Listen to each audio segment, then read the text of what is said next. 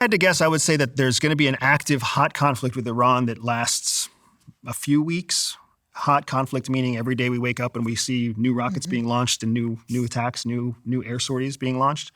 But the actual reverberations of this from Hezbollah, from Hamas, from the Houthis, from whatever loyal stanchions still exist in Iran, we could see that for years. There's no guarantee that Iran's going to bounce back from this in a better place. I hope it will, but hope is not the same thing as reality. Hope is just hope. I hope that it will, but in the vacuum, we could see the biggest adversaries to the United States flood in and support Iran like the biggest adversaries in the world flood in and support Afghanistan. We might see that we have even less influence over the region in the future than we do now. Is there an issue of the distraction this is causing to what's going on in Ukraine and in other parts of the world where there was already conflict and there was already turmoil? Like, are people now not going to pay attention to Ukraine so that gives Putin some cover to be more aggressive there? And it emboldens every authoritarian ruler out there because now it's validating to them that they're not actually doing anything wrong.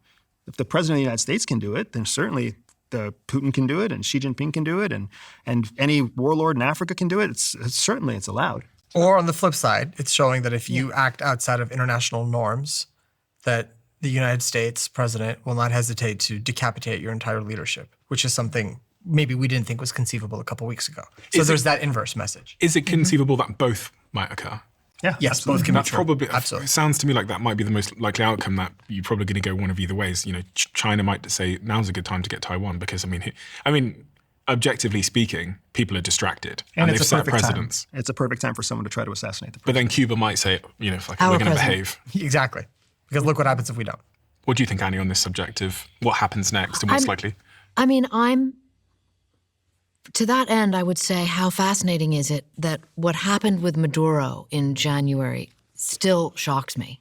150 paramilitary or military and intelligence officers go in, grab the sovereign leader and his wife in a heavily fortified military base, take out his, guardsmen who are actually Cuban. I mean, there's just so many things to unpack in what I just said about what just happened. And yet, that's just old news. That to me is more interesting than what might happen in the future. Not because I can try and wrap my head around the past, but I can't predict the future. But I do believe they correlate with one another, and only after time.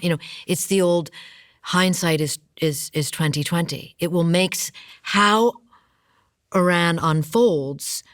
Maybe we'll get the band back together in 5 months and have a discussion, and we'll all be wrong. I don't know. Separate question, but do you think Trump's going to leave office? I mean, the Constitution says he is. Do you think he will? The Constitution says he is. But do you think he will? I don't have a crystal ball.